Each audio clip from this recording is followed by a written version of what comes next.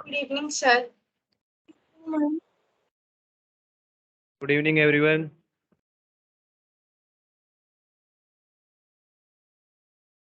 अक्षिता, अंजलि, महरप्रीत, आवाज आ रही बेटा? Yes, sir. Good evening. Good evening. कैसे हो सब? गुड इवनिंग भाई।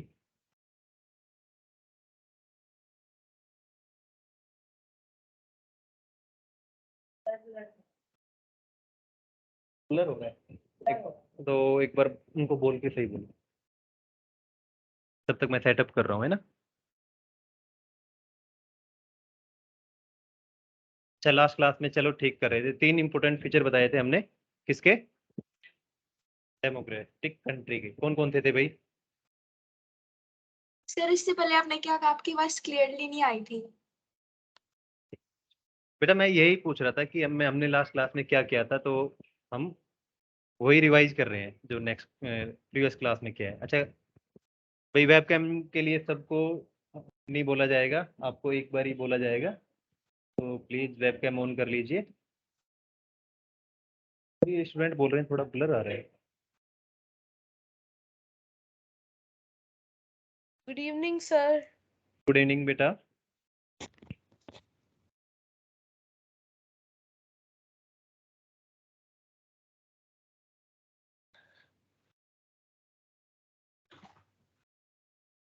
मैं कुछ नहीं खोल रही अब। भाई थोड़ा आ जाएगा ठीक समझ में, बाकी देखते हैं, है ना?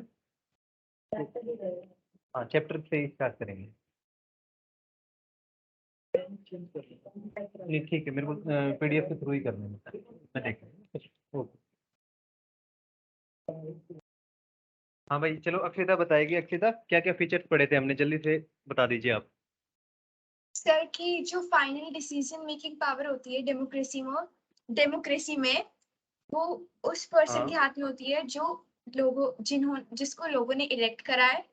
इलेक्शन हाँ फ्री और फेयर होते हैं और वन पर्सन की वन वोट की वन वैल्यू होती है।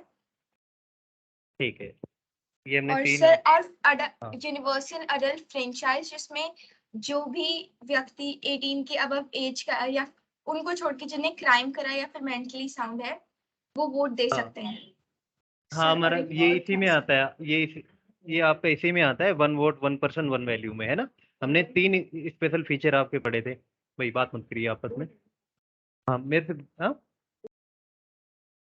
अच्छा, आपका हुआ है एक क्लास में, स्कूल में ये चैप्टर?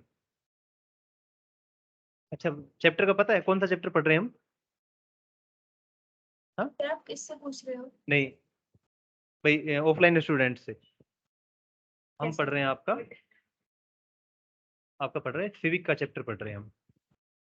फर्स्ट चैप्टर सिविक की स्टार्ट हुई है आपकी?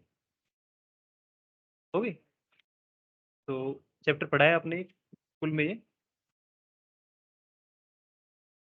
एक बार इनको बुक दिखा दीजिए।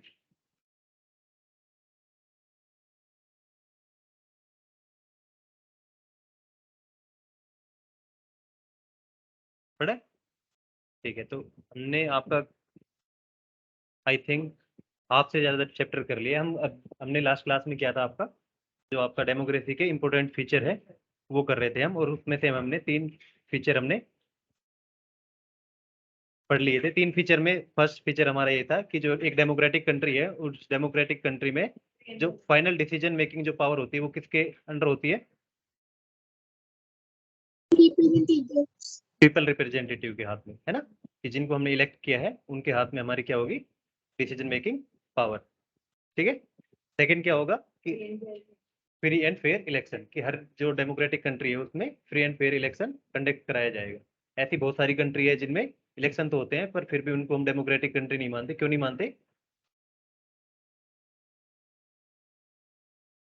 सर क्योंकि उन कंट्रीज में चाहे तो ट्रिक्स यूज करके वोट लिए जाते हैं, फिर पार्टी सिर्फ एक ही होती है जिसको इलेक्शन में खड़ी होती है। हाँ, क्योंकि वहां पे जो कि अनएथिकल ट्रिक का आपका यूज किया जाता है, इसलिए वहां पे जैसे ऐसी एक कंट्री का कौन सा एग्जांपल था? नहीं, मैक्सिको। Mexico Mexico. हाँ, फिजी में हमारा जो वोटिंग राइट है वो इक्वल नहीं है, वो थर्ड आपका वो था। भाई चाइना में तो आपका क्या है कि चाइना को हम डेमोक्रेटिक कंट्री क्यों नहीं मानते, क्योंकि वहाँ पे सिंगल पार्टी सिस्टम है ना, कि वहाँ पे कोई भी अपोजिशन पार्टी नहीं होती। स्कैन क्यों नहीं हो रहा भैया? नॉर्थ कोरिया में तो आपका डायरेक्टली डिक्टेटरशिप है वहाँ पे, कि वहाँ पे तो आपका इवन इलेक्शन ही नहीं होते तो वहाँ पे तो, है ना।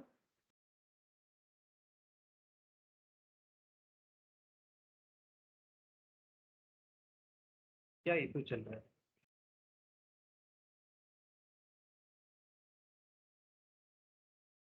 ऑनलाइन स्टूडेंट थोड़ा सा लैपटॉप में इश्यू आ रहा है, एक बार क्लास स्टार्ट करने के बाद मैं आपको स्क्रीन शेयर करता हूँ, है ना। अच्छा, अगर कोई डाउट हो तो आप डाउट पता कर सकते हो। अच्छा, तीसरा जो आपका इम्पोर्टेंट फीचर था यूनिवर्सल एडल्ट फ्रेंचाइजीज, उसको कौन सी क्या बोलते हैं हम, कौन सी इक्वलिटी बोलते हैं उसको? अच्छा, उसमें क्या, उसमें हाँ बेटा, उसमें क्या था पॉलिटिकल इक्वलिटी में? ठीक है, इसमें क्या होता है?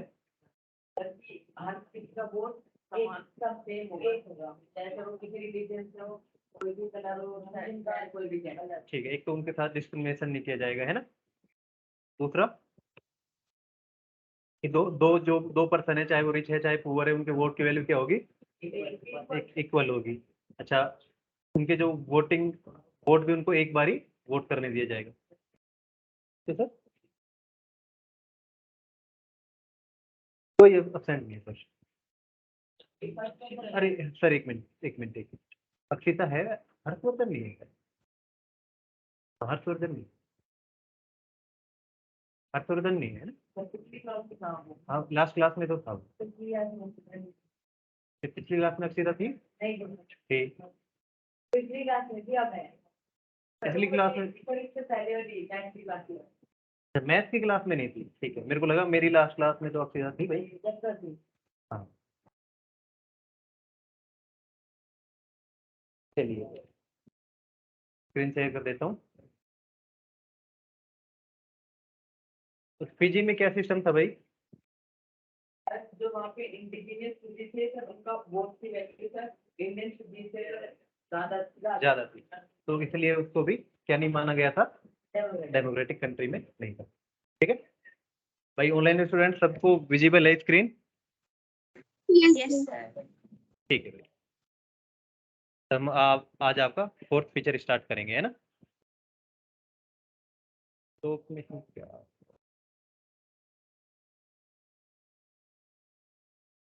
क्या हुआ भाई? कार्तिक, कार्तिक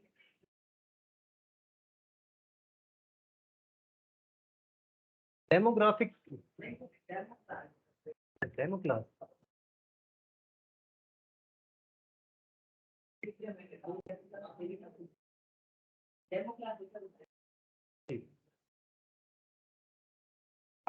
है, ये लास्ट में हमने ये पढ़ा था आपका कि वन वोट,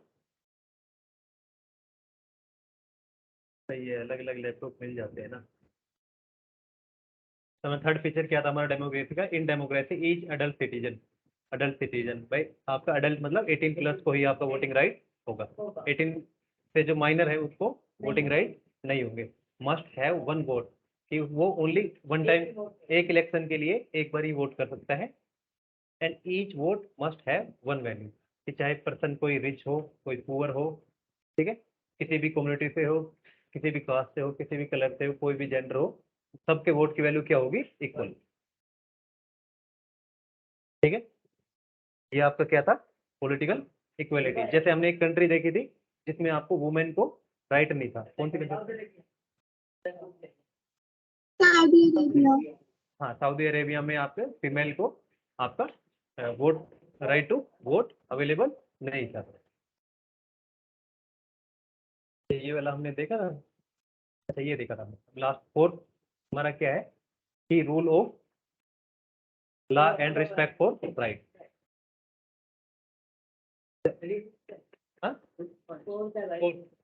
फोर्थ ही इंपॉर्टेंट फीचर है आपके कॉन्स्टिट्यूशन के। ठीक है, फोर्थ में क्या है भाई? रूल ऑफ लॉ क्या है? 8th क्लास में बताया था रूल ऑफ लॉ क्या होता है।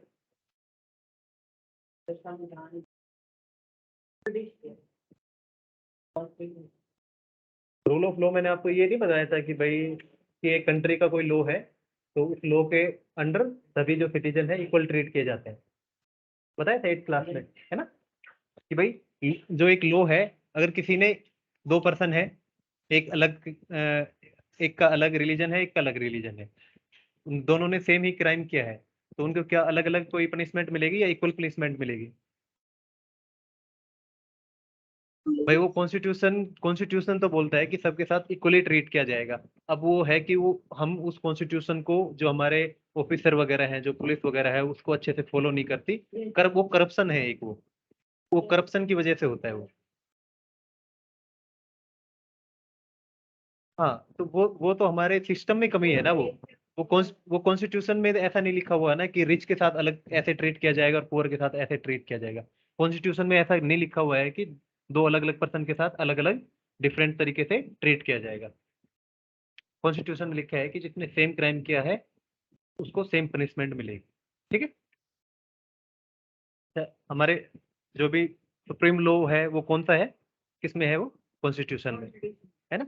कॉन्स्टिट्यूशन में हमें क्या है कि कॉन्स्टिट्यूशन में ये हमें कि भाई कैसे इलेक्शन होंगे, इलेक्शन का प्रोसीजर क्या होगा, कौन कौन सी नेशनल पार्टीज होगी, किन किन को नेशनल पार्टी का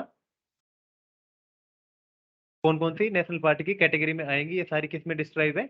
कॉन्स्टिट्यूशन में हमारे।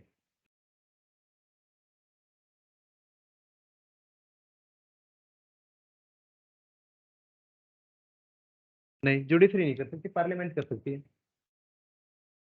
जुडिशरी का क्या काम है? एग्जामिन, एक तो कोई भी लॉ बने हैं उनको एग्जामिन करना, और दूसरे जितने भी आपके पेटिशन वगैरह, जितने भी आपके केस वगैरह होते हैं उनमें जुडिशियल रिव्यू करना, जो भी सारी आपकी चीजें। भाई 3 होते हैं आपके सिस्टम के, 3 पार्ट होते हैं, कौन कौन से?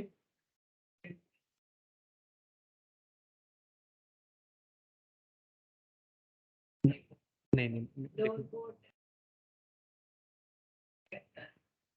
फिर आप कौन सा सिस्टम कह रहे हो? भाई कोई भी कंट्री में सिस्टम है वो 3, उसके 3 पिलर होते हैं, लेजिस्लेटिव, एग्जीक्यूटिव और जुडिशरी। ये जुडिशरी तो क्या करता है आपका, भाई ये लेजिस्लेटिव क्या होता है, ये तो आपका रूल बनाती है, इसमें क्या आता है? पार्लियामेंट, पार्लियामेंट और स्टेट जो असेंबली होती है। एग्जीक्यूटिव कौन होते हैं?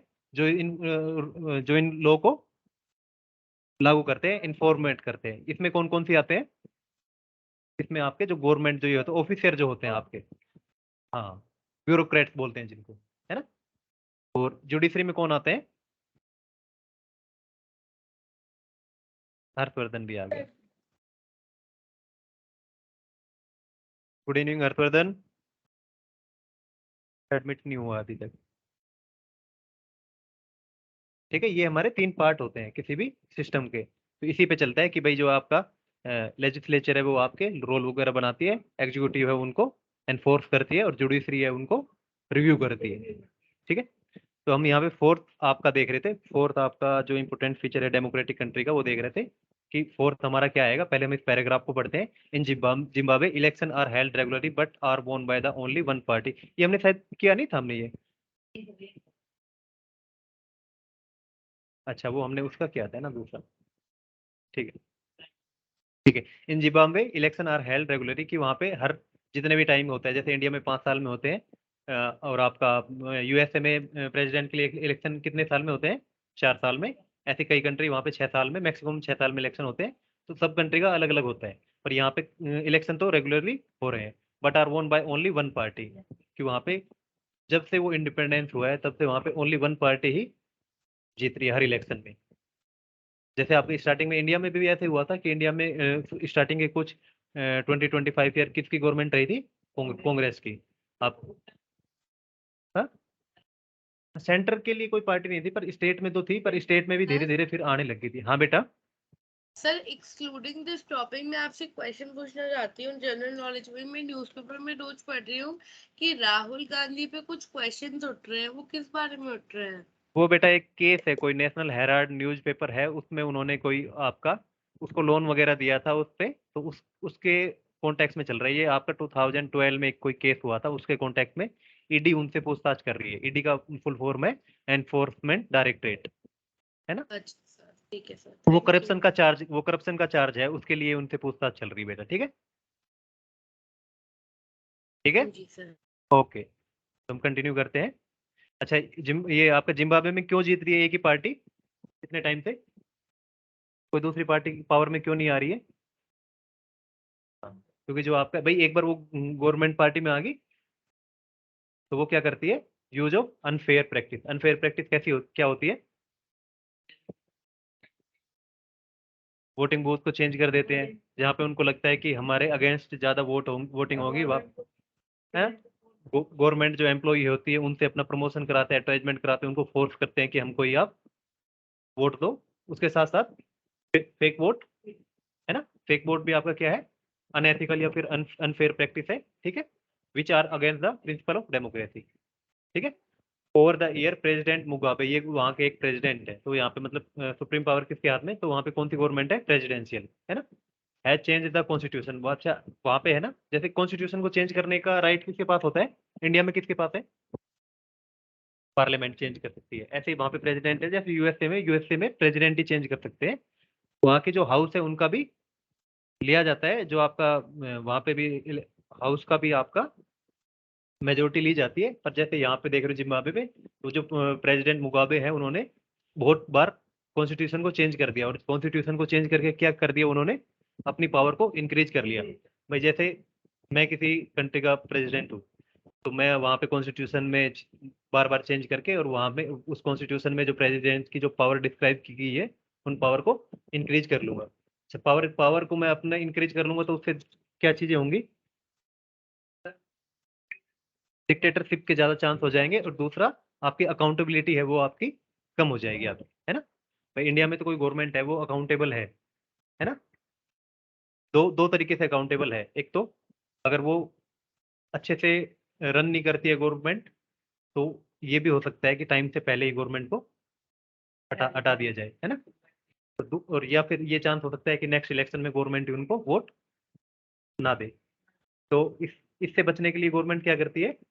गवर्नमेंट पब्लिक के प्रति अकाउंटेबल होती है। कि और अकाउंटेबल कैसे होती है?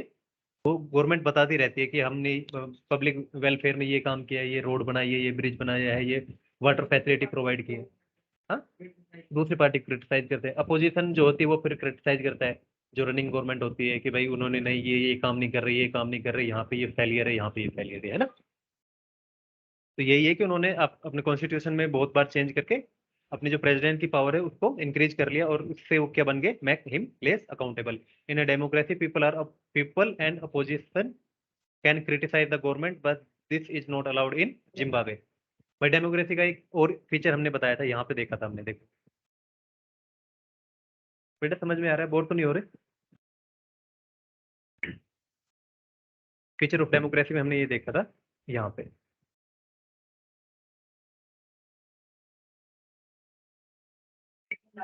Citizen have a right to oppose and criticise any government action and policy. तो ये किसका है? डेमोक्रेटिक गवर्नमेंट का ये है। और जबकि इसमें अगर हम नॉन डेमोक्रेटिक का देखेंगे तो क्या है? ये आपके सामने रहा, no criticism of government view और द रूलर इज टॉलरेट। मतलब आप जो नॉन डेमोक्रेटिक कंट्री है उसमें आप क्रिटिसाइज कर सकते हो या नहीं कर सकते? नहीं कर सकते। तो आपकी जिम्बाब्वे में भी सेम यही है कि वहां पे आप गवर्नमेंट को क्रिटिसाइज नहीं कर सकते। तो जिम्बाब्वे आपकी डेमोक्रेटिक कंट्री हुई या फिर नॉन डेमोक्रेटिक? क्यों? क्योंकि वहां पे हमने दो चीजें देख ली, कि एक तो वहां पे जो आपका अनफेयर मेथड का यूज किया जाता है इलेक्शन को जीतने के लिए, दूसरा वहां पे आप गवर्नमेंट को क्रिटिसाइज नहीं कर सकते। The government has ignored some court judgement which is also against the principle of democracy. Democracy में ये होता है कि तीनों जो आपके सिस्टम के जो पार्ट मैंने बताए हैं, तीनों का इक्वल पार्टिसिपेशन होता है आपका। ठीक है भाई, जैसे मैंने बताया पार्लियामेंट ने कोई लॉ पास कर दिया, ठीक है, तो अगर उस लॉ वो लॉ आपका कॉन्स्टिट्यूशन को वोलेट कर रहा है, कॉन्स्टिट्यूशन के अगेंस्ट है, तो आप सुप्रीम कोर्ट में जाओगे और पिटीशन दायर करोगे कि भाई ये कॉन्स्टिट्यूशन के, या फिर जैसे आपने बोले कि भाई ये जो फंडामेंटल इस फंडामेंटल राइट का वोलेशन कर रहा है ये आपका लॉ। ठीक है, तो फिर जुडिशरी क्या करेगी आपका, कि उस बिल को रिव्यू करेगी, सच में देखेगी कि उसने सच में कॉन्स्टिट्यूशन को, अगर कुछ उस पे वो होता है, जैसे अभी ये अग्निपथ पे थी इन पे, तो इन पे रिव्यू कर सकते हैं अगर कोई पेटिशन होती है तो, है ना। भाई जिस पे पब्लिक को जिस पे उस पे कोई क्रिटिसाइज ही नहीं कर रही, कोई कोई इश्यू ही नहीं है पब्लिक को, तो जुडिशरी क्यों रिव्यू करेगी जब, है ना? तो जैसे सुप्रीम कोर्ट उसको रिव्यू करेगा उसको। Harshvardhan yes sir. भाई लेट क्यों थे आप क्लास में? सर एक्चुअली सर मैं घर पे नहीं था सर। चलिए ठीक है। तो जुडिशरी क्या करेगी, उस बिल को रिव्यू करेगी, उसमें देखेगी अगर सच में वो कॉन्स्टिट्यूशन का वोलेशन कर रहा है तो वो उसमें गवर्नमेंट को एक जजमेंट देगी। उस जजमेंट में गवर्नमेंट को बोलेगी कि जो जैसे कोई एक बिल है, ये बिल है कि इस बिल का ये इसमें जैसे 5 पॉइंट है कि इस बिल के ये दो दो पॉइंट है, ये कॉन्स्टिट्यूशन को वोलेट कर रहे हैं, इसलिए आप इन 2 पॉइंट को हटा दीजिए। तो दोबारा से बिल जाएगा, दोबारा से उसमें अमेंडमेंट होंगे, और जो जो गवर्नमेंट ने जो जो आपको सुझाव दिए है ना, वो उनसे चेंजेस करने पड़ेंगे। पर जिम्बाब्वे की गवर्नमेंट ऐसा कर रही है? The government has ignored some court judgement which are also against the principle of democracy. कोई भी कर सकते हो, आप भी कर सकते हो। वो आपका कई चीजों में होता है, कई चीजों में नहीं होता। किसमें प्रूफ आपके पास नहीं है? 18 जरूरी नहीं होता हर चीज में 18। नहीं नहीं, वो तो ठीक है, पर आपको अगर मैं बताऊं कि अगर भाई अगर एक माइनर के साथ अगर कुछ हुआ है, तो उसके लिए भी अगर आप जैसे पुलिस वगैरह कुछ नहीं कर रही है तो आप कोर्ट में जा सकते हो।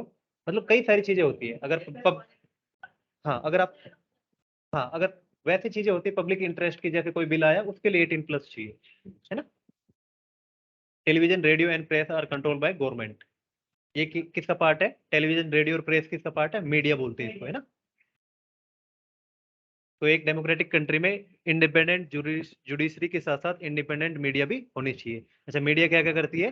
अगर गवर्नमेंट अच्छे काम कर रही है तो उसको एप्रिसिएशन कर रही है, अगर गवर्नमेंट कुछ अच्छे काम नहीं कर रही है तो गवर्नमेंट को क्रिटिसाइज कर रही है। ठीक है। The example of Zimbabwe show that popular approval of the ruler is necessary in a democracy but it is not sufficient. मतलब ऐसा नहीं है कि जो कोई पॉपुलर रूलर है वही आपका, ऐसा नहीं है कि किस कंट्री में कोई रूलर है वो वहां पे बहुत पॉपुलर है, इसी से वो कंट्री आपकी डेमोक्रेटिक कंट्री नहीं बन जाती। जैसे आपका चाइना है, चाइना में जो सी जिनपिंग जो वहाँ के प्रेसिडेंट है वो वहाँ के एक पॉपुलर रूलर है। जो आपके चाइना है, चाइना के आपका जैसे चाइना की भी पॉपुलेशन कितनी है? 140 करोड़, इंडिया से ज्यादा है। तो वहाँ पे जो आपकी मेजोरिटी है ना, कि इन 140 करोड़ में से मेजोरिटी है वो जो सी जिनपिंग है उसके फेवर में है जो भी वो कर रहा है। पर वो एक पॉपुलर नेता है वहाँ का, पर इससे क्या चाइना डेमोक्रेटिक कंट्री बन सकती है? नहीं। तो ऐसा जरूरी नहीं है कि कोई पॉपुलर नेता अगर कोई रूलर है तो वो कंट्री डेमोक्रेटिक ही होगी, वो नॉन डेमोक्रेटिक कंट्री भी हो सकती है।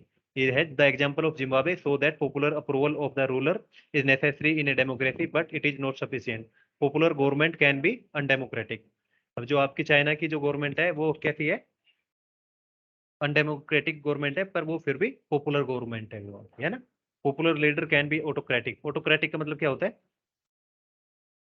कि पावर ओनली एक पर्सन के हाथ में हो। ठीक है। In a democracy the state should respect some basic right for the citizen.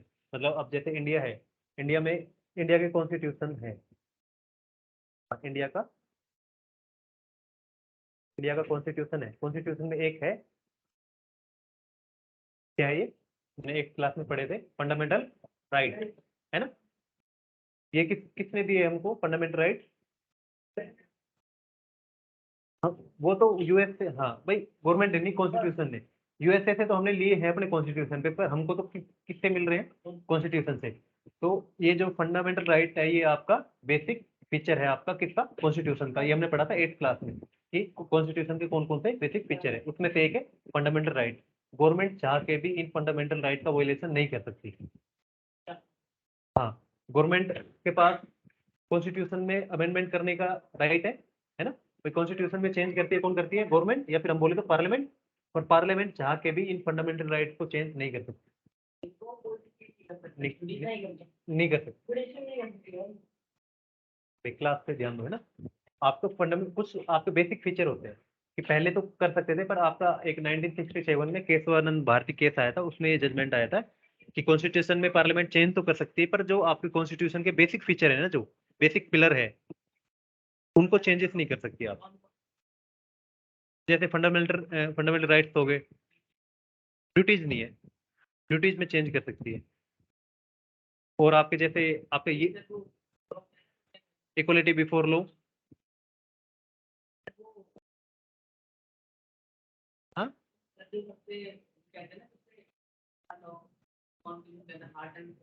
वो उसको वो बोलते हैं नेचुरल जस्टिस। उसमें क्या होता है कि आपके लॉ के साथ साथ ये भी देखा जाता है कि आप वो लॉ अलग अलग कंडीशन में जो भी क्राइम किया गया है, जैसे एक आपने क्राइम चाह के किया है, एक सेल्फ डिफेंस में किया जाता है, तो उन दोनों के लिए अलग अलग पनिशमेंट हो, वो नेचुरल जस्टिस के थ्रू देखा जाता है। कई ऐसे क्राइम होते हैं जिनको डिस्क्राइब नहीं किया गया है लॉ में, तो उनके लिए जो वो है वो नेचुरल जस्टिस है ना। बहुत सारे आपके बेसिक फीचर है आपके, तो उन बेसिक फीचर को चेंज नहीं कर सकते।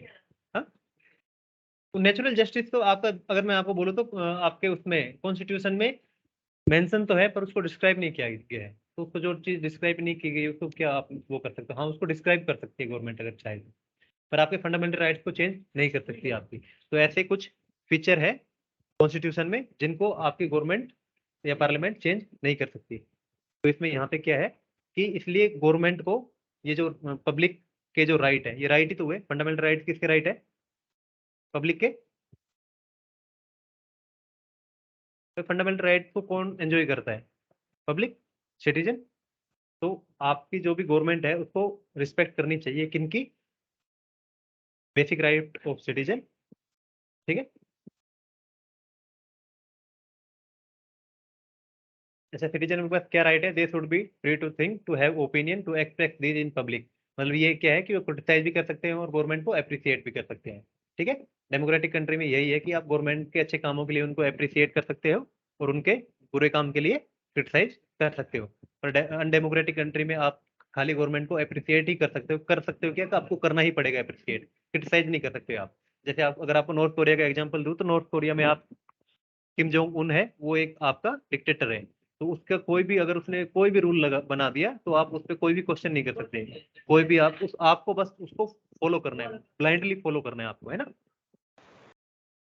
To form association, to protest and take other political action. अच्छा, प्रोटेस्ट करने का भी राइट है ना। और भाई अपने कोई भी अदर प्रोटेस्ट करने का, एसोसिएशन बनाने का, और आपको कोई भी अदर पॉलिटिकल एक्शन लेने का। Everyone should be equal in the I of law. I of law का मतलब क्या है? Equal in the I of law का मतलब आपको अभी बताया था कि जो एक लॉ है, लॉ के सामने सब इक्वल है ना। चाहे वो रिच हो, चाहे पुअर हो, चाहे उसकी कोई भी कास्ट हो, चाहे उसका कोई भी जेंडर हो, चाहे उसका कोई भी बर्थ, मतलब किसी भी रीजन से हम उसके साथ डिस्क्रिमिनेट नहीं कर सकते। These right must be protected by an independent judiciary. ये बता दिया मैंने आपको कि भाई अगर पार्लियामेंट आपका फंडामेंटल राइट्स में कोई चेंजेस कर सकती है, तो उसको कौन प्रोटेक्ट करेगा? जुडिशरी। आपको मैंने बताया था आर्टिकल 32 पढ़ाया था मैंने। रिट होती है, आप इस रिट को, अगर आपके फंडामेंटल राइट का वोलेशन होता है, तो आप इस आर्टिकल के थ्रू सुप्रीम कोर्ट या हाई कोर्ट जाके अपने जो आपके जो भी राइट का वोलेशन हुआ है उसको दोबारा से लागू करा सकते हैं, है ना। तो आपका अगर फंडामेंटल राइट या बेसिक राइट का अगर आपका वोलेशन होता है, तो उसको कौन प्रोटेक्ट करता है? जुडिशरी। और वो जुडिशरी कैसे होगी? इंडिपेंडेंट। अगर जुडिशरी इंडिपेंडेंट होगी तभी वो आपके राइट को प्रोटेक्ट कर पाएगी। अगर वो अगर उस पर पार्लियामेंट या गवर्नमेंट का इन्फ्लुएंस होगा, तो वो कोई भी आपको प्रोटेक्ट नहीं कर पाएगी। रोज order are obeyed by everyone. तो जुडिशरी है, जुडिशरी अगर कोई ऑर्डर देती है, तो वो आपका पार्लियामेंट या गवर्नमेंट को भी मानना पड़ेगा। जब सबसे बड़ी तो नहीं है, मतलब आपका सच बताऊं तो मैं आपको, मतलब हमने 3 पार्ट देखे थे। ये है, देखो, जुडिशरी अपने आप से कुछ नहीं कर सकती, कुछ काम कर सकती है, पर सबसे ज्यादा सुप्रीम पावर किसके पास होगी? आपकी पार्लियामेंट के पास। और क्यों होगी भाई वो जुडिशरी? पार्लियामेंट के पास सबसे ज्यादा पावर इसलिए होती है क्योंकि हमने फर्स्ट फीचर हमने पढ़ा है कि डिसीजन मेकिंग पावर किसके पास होनी चाहिए? पीपल के रिप्रेजेंटेटिव के पास। पीपल के रिप्रेजेंटेटिव कहाँ पे होते हैं? पार्लियामेंट। इसलिए सबसे सुप्रीम पावर या सबसे डिसीजन मेकिंग सबसे अच्छी पावर होती है इसके पास। इसके बाद जो एग्जीक्यूटिव आता है, एग्जीक्यूटिव को कौन कंट्रोल करता है? गवर्नमेंट। और जो आपके ब्यूरोक्रेट होते हैं, आईपीएस हुआ, आईएएस हुआ, डीएम हुआ, एसडीएम हुआ, उनको ऑर्डर कहाँ से मिलते हैं? गवर्नमेंट से। पर जुडिशरी है, जुडिशरी को गवर्नमेंट से ऑर्डर नहीं मिलते। बस ये क्या करते हैं जुडिशरी, जो आप, हाँ, अगर किसी ने भी आपके, ये क्या है, पार्लियामेंट्री को क्या बोलते हैं? लेजिस्लेचर। किसी ने भी अगर लेजिस्लेचर या एग्जीक्यूटिव के अगेंस्ट कोई कंप्लेंट की है, तो वो उसको रिव्यू करती है बस।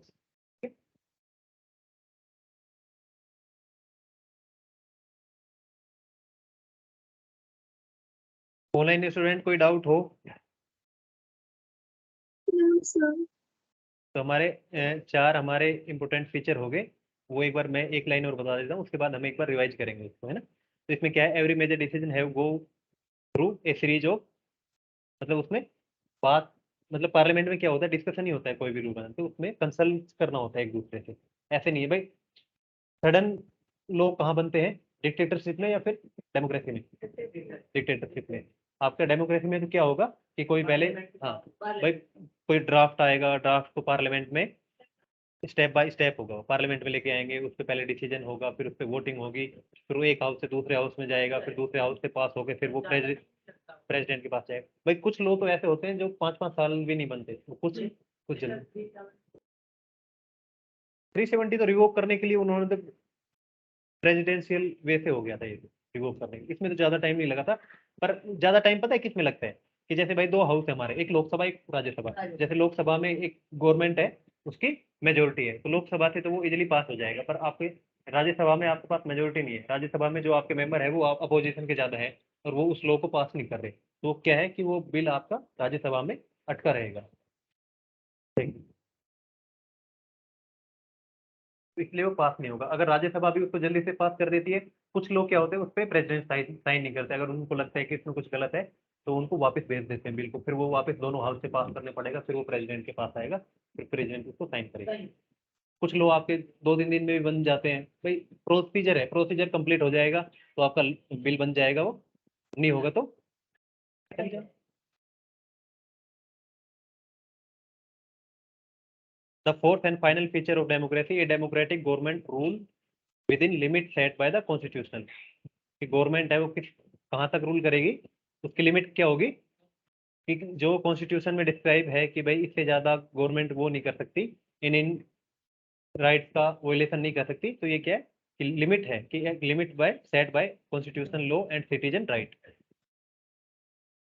डिक्टेटरशिप की कोई लिमिट हो सकती है ना, डिक्टेटरशिप तो जैसा चाहे वैसा सडन डिसीजन ले सकता है आपका, है ना, मोनार्क भी ले सकता है आपका। तो ये only democratic form of government में क्या है, ये 4 फीचर है, 4 फीचर में हम फर्स्ट बाय फर्स्ट दे सकते हैं। पहला है कि जो डिसीजन मेकिंग पावर है वो किसके पास होगी, आपके पीपल रिप्रेजेंटेटिव के पास। सेकंड क्या है हमारी, फ्री एंड फेयर इलेक्शन, ठीक है। थर्ड क्या है हमारा,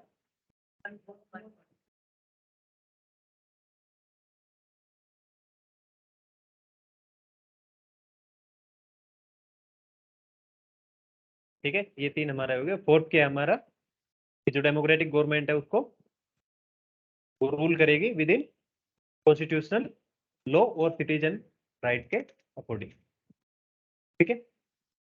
4 फीचर याद रहेंगे आप भी, ये 4 फीचर है, इनको आपने क्लास के नोट्स बनाए है ना, पर इनको भी एक बार आप मेंशन कर लेना है ना। आपको मैं, अगर आपके पास बुक नहीं है ना तो मैं आपके ग्रुप में है, आप व्हाट्सएप ग्रुप पे हो, नहीं चलो कोई बात नहीं, व्हाट्सएप ग्रुप पे आप हो गए तो मैं व्हाट्सएप ग्रुप पे इसकी पीडीएफ सेंड कर दूंगा, ठीक है। बाकी आपको 4 बेसिक फीचर तो पता ही चल गया आपको, क्या क्या है बता दो एक बार। हाँ, सबसे पहले क्या बताया था मैंने, देखो एक बार और बता देता हूँ, कि डिसीजन मेकिंग पावर वो किसके होगी, कि पीपल के रिप्रेजेंटेटिव के पास होगी, ठीक है। दूसरी क्या होगी, फ्री एंड फेयर इलेक्शन, ठीक है। थर्ड क्या होगी, कि वन वोट, मतलब 1 पर्सन 1 वोट 1 वैल्यू, ठीक है। इसमें कोई डाउट है आपको, 1 वोट 1 पर्सन 1 वैल्यू में, इसका मतलब यही है कि 1 पर्सन एक, मतलब एक इलेक्शन के लिए एक ही बार वोट कर सकता है, और उसके जो वोट की वैल्यू होगी वो सबकी सिमिलर होगी, है ना। और आपका फोर्थ क्या है, कि जो भी आपकी डेमोक्रेटिक गवर्नमेंट है वो किसके अंदर रूल करेगी, कॉन्स्टिट्यूशन लिमिट और सिटीजन सिटीजन राइट, ठीक है। अब हम ये देखते हैं कि वाई डेमोक्रेसी, कि मतलब डेमोक्रेसी ही अच्छी क्यों है। अच्छा ये बात बताओ, एक मेरे को बताओ, कि जो डिसीजन है कौन सी गवर्नमेंट में एक है, यहाँ पे एक डेमोक्रेटिक गवर्नमेंट है और यहाँ पे है एक नॉन डेमोक्रेटिक गवर्नमेंट, कौन सी गवर्नमेंट में डिसीजन फास्ट लिए जाएंगे, नॉन डेमोक्रेटिक। डेमोक्रेट, है ना। रीजन क्या है इसका,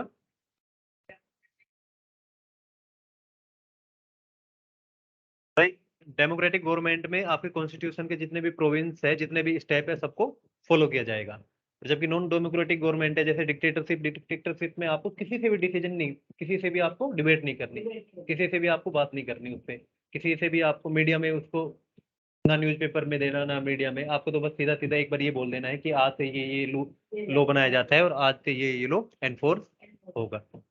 ठीक है, तो अगर मैं आपको कहूँ कि डेमोक्रेटिक गवर्नमेंट की एक कमी ये है कि यहाँ पे जो डिसीजन होते हैं वो बहुत स्लो होते हैं, तो एक सही बात है ये या नहीं है? नहीं है, पर डिसीजन तो स्लो होते ही है ना। अगर हम देखते हैं भाई, हर चीज के बेनिफिट और ड्रॉबैक दोनों चीजें होती है ना। चाहे आपकी डेमोक्रेटिक गवर्नमेंट है, उसके भी कुछ ना कुछ ड्रॉबैक तो होते ही है। जैसे कि एक तो ये मैंने बता दिया, डिसीजन स्लो होंगे। दूसरा कि वहां पे स्टेबिलिटी नहीं होगी। कैसे स्टेबिलिटी नहीं होगी कि हर हर हर 5 ईयर के बाद वहां पे पार्टी चेंज हो सकती है, मतलब चांस तो है ना। Every 5 year. इंडिया में इलेक्शन कितने टाइम बाद होते हैं? 4 ईयर, 5 ईयर? 5 ईयर ना। तो इंडिया में मतलब डेमोक्रेटिक जो आपकी गवर्नमेंट है या जो, उसमें क्या होगा कि वहाँ पे जो गवर्नमेंट है उसको चेंज होने की चांसेस होते हैं। इसलिए क्या होता है, देखो अब मैं एक बात बताऊँ आपको, एक बीजेपी है, एक कांग्रेस है, दोनों की आइडियोलॉजी सेम है? अलग अलग आइडियोलॉजी है ना। ये अपनी आइडियोलॉजी से काम करेगी, कांग्रेस आपकी अपनी आइडियोलॉजी से काम करेगी। मान लो अभी हमारा क्या है कि अभी 2024 में अगला इलेक्शन होगा और अभी तक कितनी गवर्नमेंट है? बीजेपी की। तो अभी तक बीजेपी अपनी आइडियोलॉजी से काम कर रही है, पर 2024 में अगर कांग्रेस आ जाती है। एक बात बताओ, पहले के टाइम में हमें पास सिर्फ कांग्रेस जीतती थी हाँ और बेटा, अब सिर्फ बीजेपी जीतती है, क्यों ऐसे, क्यों डिफरेंसेस आ गया इतना? बेटा वो बात है कि जैसे भाई, वो बेटा जिताना तो किसके हाथ में होता है? पब्लिक के हाथ में। पब्लिक वोट देगी, वो जीतेगी। तो पहले तब तक आपको, जैसे अब भाई मेरे को है, मैं मान लूँ कि मैं, अरे आपस में बात क्यों कर रहे हो भाई? मैं मान लूँ कि मेरे को दो पॉलिटिकल पार्टी है, ए और बी। अब मैं यहाँ पे बीजेपी और कांग्रेस की बात नहीं कर रही। पहले मेरे को लग रहा था कि ये वाली गवर्नमेंट ज्यादा अच्छा डेवलपमेंट कर रही है, मेरे जो भी इंटरेस्ट है उनको अच्छे से फुलफिल कर रही है, तो मैं इसको वोट दे रहा था। फिर थोड़े दिन बाद मेरे को इसकी आइडियोलॉजी ठीक नहीं लगी, मेरे को इसकी आइडियोलॉजी ठीक लगी, अब मैं इसको वोट देने लग गया। तो यही है कि बस पहले सबको लगता था कि कांग्रेस की आइडियोलॉजी ज्यादा सही है, अब वो आइडियोलॉजी चेंज होके बीजेपी के फेवर में आ गई। अगर बीजेपी भी अच्छा काम नहीं करती तो वो फिर से या तो कांग्रेस को या फिर अपना और कोई अल्टरनेट ढूंढ लेगी, जैसे आम आदमी पार्टी होगी या फिर टीएमसी होगी या फिर शिवसेना होगी, जितनी भी आपकी है वो अदर अपनी चॉइस। आपकी चॉइस की बात है, अगर आपकी चॉइस के थ्रू आप एक पॉलिटिकल पार्टी को वोट देते हो तो वो उसकी गवर्नमेंट बनती है। तो जिसको ज्यादा वोट मिलेंगे उसकी गवर्नमेंट बन जाती है। तो ये पब्लिक पे डिपेंड करता है बेटा। ये नहीं होता कि भाई क्यों वो बन रही है, ये बस आपके पब्लिक के वोट के ऊपर डिपेंड करता है कि किसकी गवर्नमेंट बनेगी। अभी लग रहा है कि उनको भाई कांग्रेस अच्छे से काम नहीं कर पा रही थी, उन्होंने पिछले इतने टाइम में अच्छा काम नहीं किया, तो वो बीजेपी को वो दे रहे हैं, है ना। अगर उनको लगेगा कि बीजेपी भी अच्छा काम नहीं कर रही तो वापस कांग्रेस को वोट देने लग जाएंगे या फिर अदर अल्टरनेट को वोट देने लग जाएंगे। ठीक है, तो हम ये देख रहे हैं कि वाई डेमोक्रेसी की डेमोक्रेटिक फॉर्म ऑफ गवर्नमेंट ही सबसे अच्छी क्यों है। अच्छा, ये इस बात से तो सब एग्री होंगे भाई। आप आगे की तरफ मुंह करके बैठो, डिस्ट्रैक्ट मत हो भाई। ये तो आप मान सकते हो कि डेमोक्रेट वर्ल्ड में जितनी भी फॉर्म ऑफ गवर्नमेंट है उनमें सबसे अच्छी कौन सी है? डेमोक्रेटिक। क्यों है? कि उसमें सबके राइट प्रोटेक्ट होते। भाई डिक्टेटरशिप में तो किसी के राइट प्रोटेक्टेड नहीं है। आपके डेमोक्रेटिक में मोस्ट ऑफ के तो है, उसके साथ साथ आपको क्रिटिसाइज करने का मिल रहा है, आपको फ्रीडम मिल रही है, आपको फ्रीडम ऑफ एक्सप्रेशन मिल रही है, हाँ? बहुत सारे बेनिफिट मिल रहे हैं आपको, आपकी चॉइस की गवर्नमेंट बन रही है। इससे ज्यादा और क्या चाहिए आपको, है ना। तो ये सारे आपको वो है कि सबसे अच्छी गवर्नमेंट कौन से फॉर्म की है? डेमोक्रेटिक। ठीक है, तो ये आर्ग्यूमेंट अगेंस्ट द डेमोक्रेसी ये तो पहले दिए गए हैं कि डेमोक्रेटिक जो गवर्नमेंट है वो अच्छी क्यों नहीं है। जैसे मैंने वही बताया, leader keep changing in democracy, this lead to instability. ये बताया था मैंने आपको कि भाई हो सकता है किसी कंट्री में हर 4 साल में इलेक्शन हो, इंडिया में हर 5 साल में होते हैं, जैसे वहां पे पढ़ा था मैक्सिमम हर 6 साल में होते थे। तो यहाँ पे चांस है ना कि हर इलेक्शन के बाद गवर्नमेंट चेंज होती रहे, और गवर्नमेंट जब चेंज होगी तो आइडियोलॉजी के अकॉर्डिंग उनके काम करने का तरीका भी चेंज होता रहेगा। इससे क्या होगा कि जैसे बीजेपी किसी प्रोजेक्ट पे काम कर रही है, अपनी आइडियोलॉजी के थ्रू किसी प्रोजेक्ट पे काम कर रही है, और 2024 तक वो प्रोजेक्ट कंप्लीट नहीं होता है, ठीक है। तो 2024 के बाद कांग्रेस की गवर्नमेंट आ जाती है और कांग्रेस की गवर्नमेंट अपने आइडियोलॉजी के हिसाब से सोचती है कि ये प्रोजेक्ट तो अच्छा नहीं है, वो उस प्रोजेक्ट को वहीं पे बंद कर देती है। तो उस प्रोजेक्ट में अभी तक जितना काम हुआ था, एक तो उसका वेस्ट हो गया, टाइम वेस्ट हुआ, रिसोर्सेज वेस्ट हुए। हाँ, वो आपके रिसोर्सेज में आ गए ना। हाँ हाँ, रिसोर्सेज में आ गए वो आपके सारे, कि भाई आपका एक तो टाइम, एक रिसोर्सेज, है ना। तो उससे आपकी कंट्री को बहुत सारा नुकसान होता है ना। और ये आपका कोई भी डिसीजन जल्दी से पूरे भी नहीं होते। तो आपका फर्स्ट यही है। इसके अगेंस्ट अगर अगर आपसे ये क्वेश्चन पूछा जाए कि भाई आर्गुमेंट दो कि डेमोक्रेटिक गवर्नमेंट क्यों अच्छा नहीं है, तो आपको ये आर्गुमेंट दे सकते हो। पर आपको कंक्लूजन में क्या लिखना है? कंक्लूजन में क्या लिखोगे आप?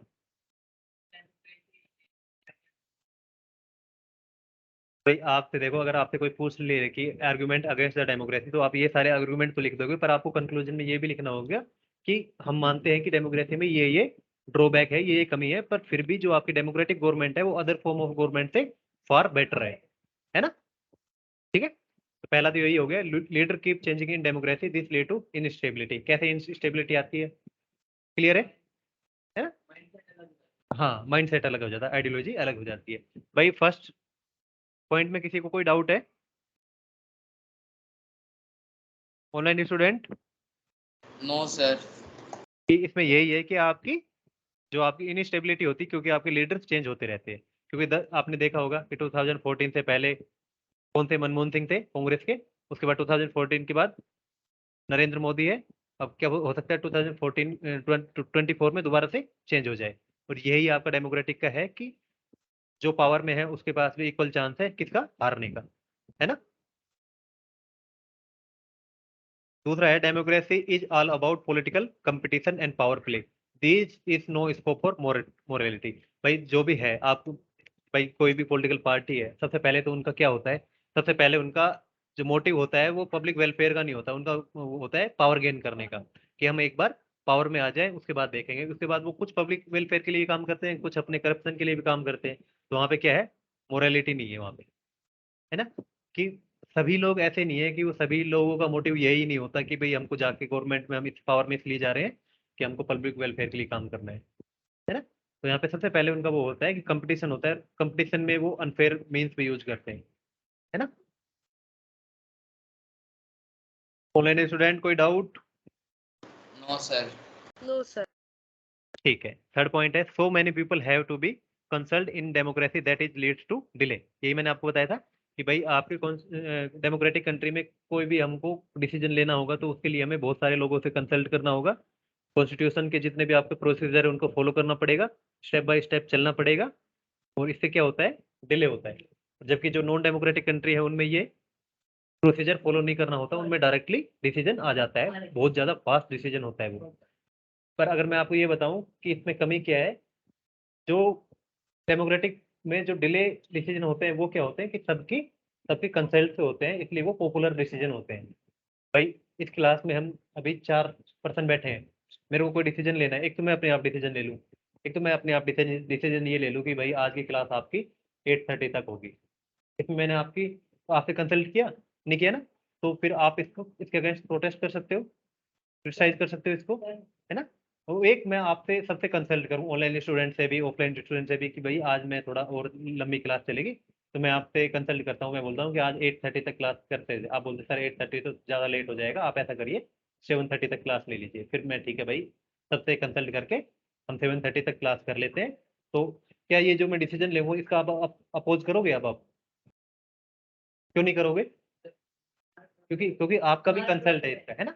भाई प्रॉफिट नहीं है, क्योंकि आपने भी अपनी एडवाइस दी है, इसमें आपकी भी एडवाइस मेंशन है इसमें, कि भाई आपने एडवाइस दी है कि सर 8:30 ज़्यादा लेट हो जाएगा, 7:30 तक करो, तो इसमें आपकी भी एडवाइस है ना। तो आपने जब एक बार एडवाइस दे दी तो फिर आप क्यों उसके अगेंस्ट प्रोटेस्ट करोगे, क्यों उनको क्रिटिसाइज करोगे, है ना। तो इसलिए आपका डेमोक्रेटिक डिसीजन होते हैं वो चाहे आपके डिले डिले से आए, पर फिर भी वो क्या होते हैं? डिसीजन, अच्छे डिसीजन होते हैं। पार्टी सर वो उनकी पार्टी का लोग ये नहीं है कि सर वो कुछ पास नहीं करते हैं। हाँ ऐसे करते हैं ना सर। हाँ, तो गवर्नमेंट भाई, गवर्नमेंट इसलिए तो आती है भाई, एक जो गवर्नमेंट आई वो क्या है, वो जैसे सर उन्होंने नो किया है तो उसका रीजन देना पड़ेगा। किसमें? सर आप उन्होंने इसमें नो करेक्ट प्रोटेस्ट करेक्ट दोनों का रीजन देना पड़ेगा। नहीं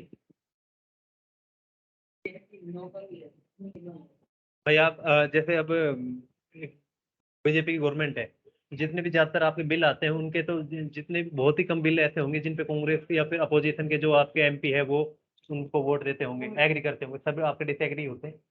पर बीजेपी के पास तो मेजोरिटी पहले से ही है, तो वो अपनी मेजोरिटी के बल पे बिल को पास करा लेती है। ठीक है, तो यही आपका कि जो आपके डेमोक्रेटिक जो आपके डिसीजन होते हैं वो आपके बहुत सारे मेंबर से पहले बहुत सारी कमेटी बनाते हैं, कमेटी में कंसल्ट करते हैं, उसके बाद वो पार्लियामेंट में जाता है, पार्लियामेंट में बहुत सारी डिबेट होती है, मीडिया में बहुत सारी उसके बारे में बातें होती है, मीडिया में जैसे न्यूज़पेपर हो गया, टेलीविजन हो गया, न्यूज़ चैनल वगैरह हो गए, है ना, सोशल मीडिया हो गया, इन सब पे चलता रहता है ये डिबेट, है ना।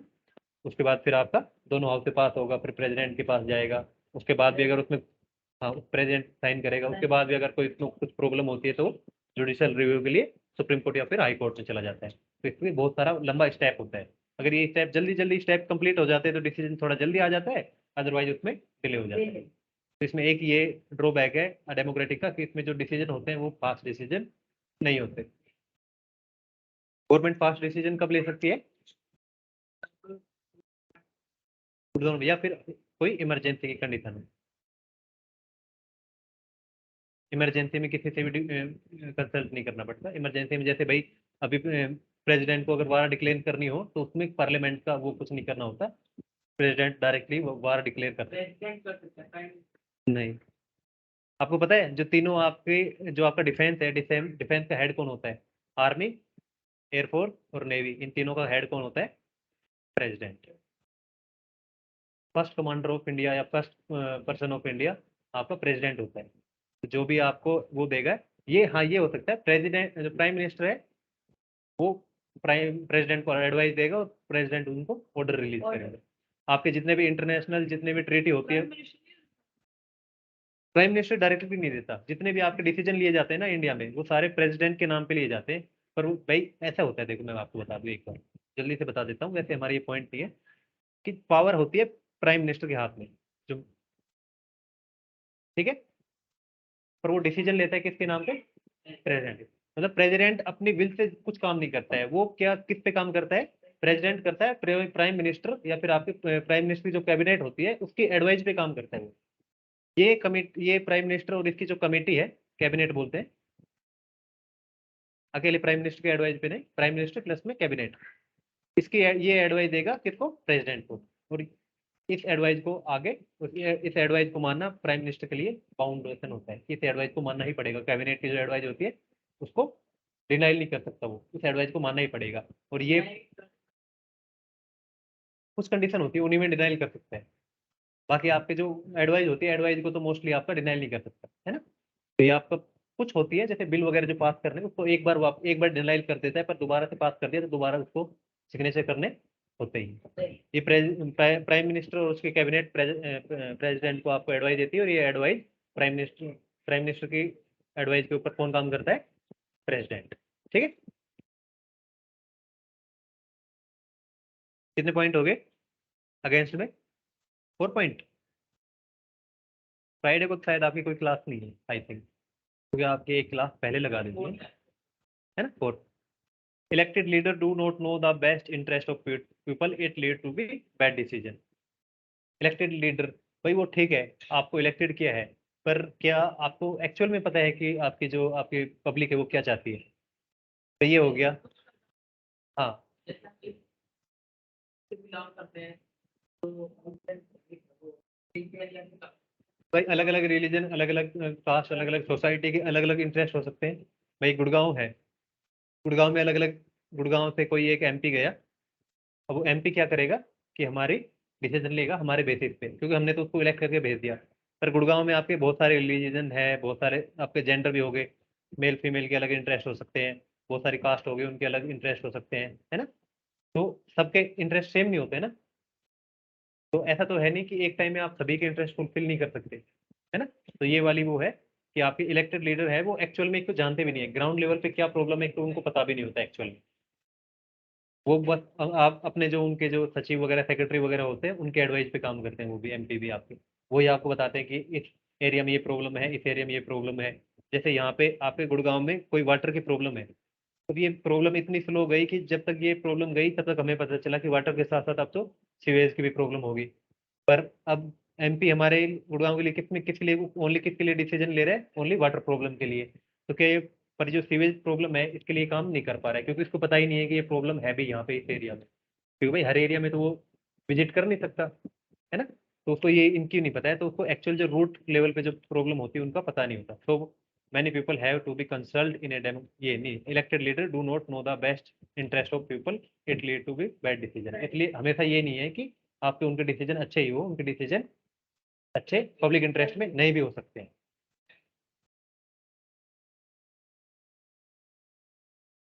Fifth point, democracy lead to be corruption for it based on the electoral competition. मतलब यहाँ पे कंपटीशन होता है। कंपटीशन कैसे होता है भाई? एक से ज्यादा कैंडिडेट हुए तो कैंडिडेट को कंपटीशन करते हैं, वोट जिसको ज्यादा वोट मिलेंगे वो इलेक्टेड हो जाएगा। इससे किसको लीड मिलता है? उसको लगता है कि भाई इस बार तो मैं जीत गया, क्या पता अगली बार जीतूं या ना जीतूं, तो इसलिए वो ज्यादा से ज्यादा करप्शन करने की सोचता है कि ज्यादा से ज्यादा मैं अपने सेल्फ इंटरेस्ट के लिए काम करूं, ना कि पब्लिक इंटरेस्ट के लिए।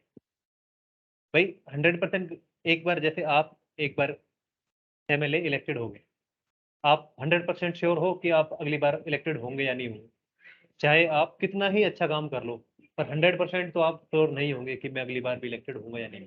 इसलिए सब सोचते हैं कि पता नहीं अगली बार इलेक्टेड हो ना हो, तो इसलिए वो करप्शन पे भी ज्यादा ध्यान देते हैं। कुछ नहीं दे भी, पर आपको जरूरी नहीं है सभी करप्शन करें, कुछ कर भी सकते हैं, कुछ नहीं भी कर सकते, है ना। और मोस्टली आपको डेमोक्रेसी में देखा जाता है कि इंडिया की जो आपकी करप्शन की रैंकिंग है, वो आपकी वर्ल्ड में जो वर्ल्ड करप्शन रैंकिंग आती है ना आपकी एक, उसमें इंडिया की रैंक बहुत खराब है। मतलब सबसे खराब नहीं है, पर आपकी मिडिल में आती है। जैसे 200 कंट्रीज है टोटल, तो उसमें इंडिया की रैंक लगभग 100 के आसपास आती है। ठीक है, तो इससे क्या बताया, जो डेमोक्रेटिक कंट्री है उसमें किसका रिस्क होता है? करप्शन का। लास्ट पॉइंट क्या है इसका?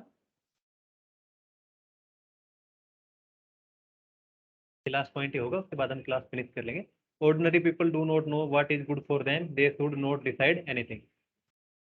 तो नॉर्मल जो आपकी मिडिल क्लास जो आपकी बोल रहे हैं हम, उसको क्या किसमें इंटरेस्ट लेती है वो, कि अब हमारी बेसिक नीड फुलफिलमेंट हो जाए, फूड ग्रेन हो गए, पानी वगैरह की होगी, अच्छा वो हो जाए। उसको ये नहीं पता कि हमारे अच्छे डेवलपमेंट के लिए कौन सी डिसीजन हमारे लिए ज़्यादा अच्छे है। इसका रीजन क्या है कि एक तो एजुकेशन नहीं है, दूसरा पॉलिटिकल अवेयरनेस नहीं है। वोट हम कैसे करते हैं ज़्यादातर?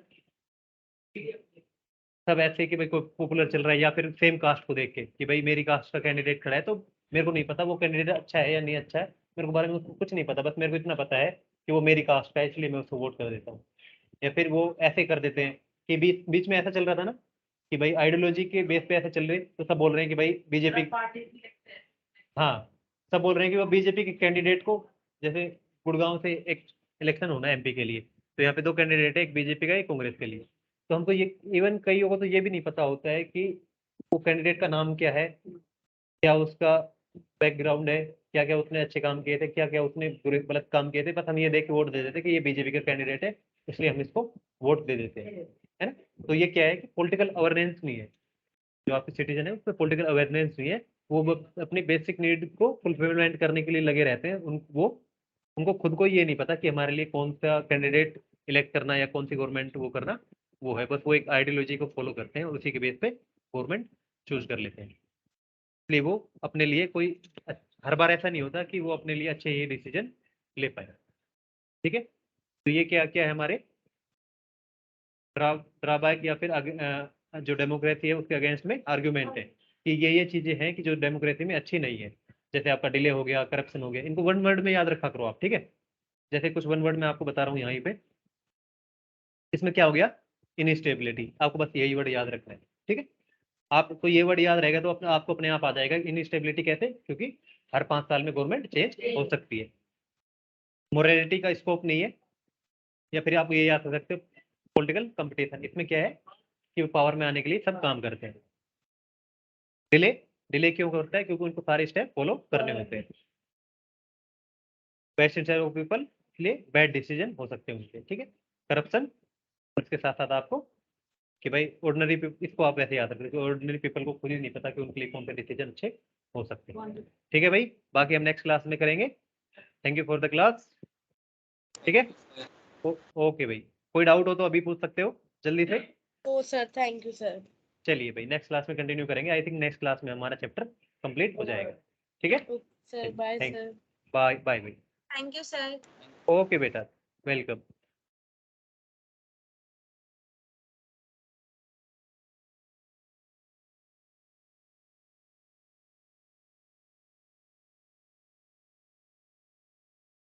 कोई डाउट हो भाई?